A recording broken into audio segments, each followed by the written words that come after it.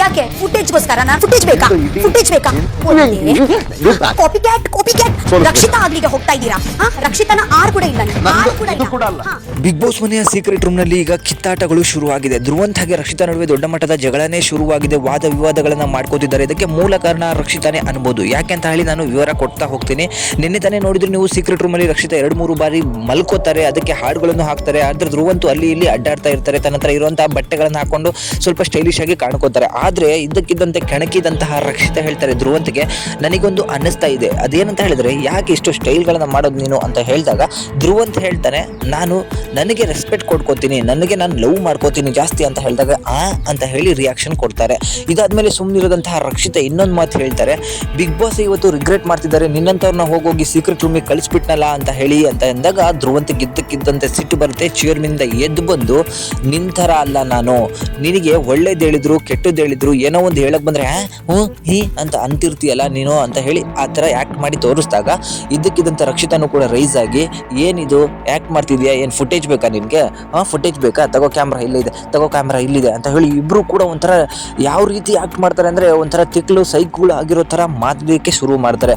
ಆದರೆ ರಕ್ಷಿತಾ ಹೇಗೆ ಮಾಡ್ತಿರ್ತಾಳೋ ಹಾಗೆ ಧ್ರುವಂತ್ ಅವರು ಮಾಡ್ಬೇಕಾದ್ರೆ ಕ್ಯಾಪಿ ಕ್ಯಾಟ್ ಯಾಕೆ ಈ ಥರ ಮಾಡ್ತಿದ್ಯಾ, ನೀನು ರಕ್ಷಿತಾ ಆಗಕ್ಕೆ ಟ್ರೈ ಮಾಡ್ತಿದ್ಯಾ, ರಕ್ಷಿತಾ ಹೆಸರಲ್ಲಿರುವಂತಹ ಆಗುವಾಗ ನಿನ್ನ ಕೈಯಲ್ಲಿ ಆಗೋದಿಲ್ಲ ಅಂತ ಅಂದಾಗ ಧ್ರುವಂತಿಗೆ ಮತ್ತಷ್ಟು ಪಿತ್ತ ನೆತ್ತಿಗೇರಿ, ನಿಂದ ಹಾಳಾಗೋಗ್ಲಿ, ನನ್ನ ಚಪ್ಲಿನೂ ಸಮ ಆಗಲ್ಲ ಅಂತ ಹೇಳಿ ಚಪ್ಲಿಯನ್ನು ಕೂಡ ತೋರಿಸ್ತಾರೆ. ಅದು ಯಾವ ರೀತಿ ಅಂದರೆ ಈ ಹಿಂದೆ ಅಶ್ವಿನಿ ಗೌಡಗೆ ಈ ರಕ್ಷಿತಾ ತೋರಿಸಿದ್ರಲ್ಲ, ಸೇಮ್ ಅದೇ ರೀತಿ ತೋರಿಸಿದ್ದಾರೆ.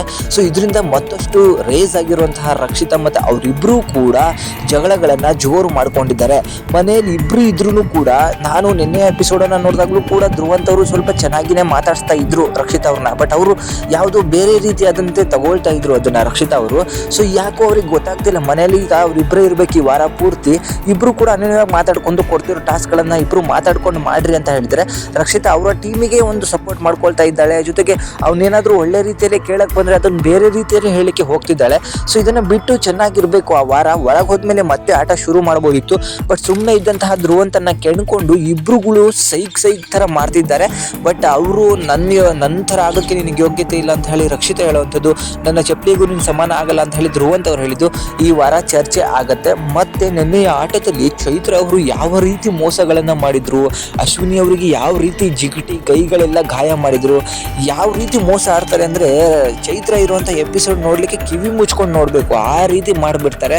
ಸೊ ಯಾವ ಆಟ ನಿಮಗೆ ಇಷ್ಟ ಆಯ್ತು? ನನ್ನ ಪ್ರಕಾರ ರಾಶಿಕಾ ಮಾಡಿದ್ದು ಸರಿಯಾಗಿತ್ತು, ಮನೆಯವರೆಲ್ಲರೂ ಕೂಡ ಚೈತ್ರನ ತಿರುಗಿ ಬಿದ್ದಿದ್ರು. ಸೊ ಇದೆಲ್ಲನೂ ಕೂಡ ಈ ವಾರ ತುಂಬಾ ಚೆನ್ನಾಗಿರುತ್ತೆ. ಬಟ್ ಸೀಕ್ರೆಟ್ ರೂಮ್ ಅಲ್ಲಿ ಇಬ್ಬರು ಕೂಡ ಸೈಕ್ ಆಗ್ಬಿಟ್ಟಿದ್ದಾರೇನೋ ಅಂತ ಹೇಳಿ ನನಗನ್ನಿಸ್ತು. ಇದ್ರ ಬಗ್ಗೆ ನಿಮ್ಗೆ ಅನ್ಸುತ್ತೆ ಕಮೆಂಟ್ ಮಾಡಿ ತಿಳಿಸಿ.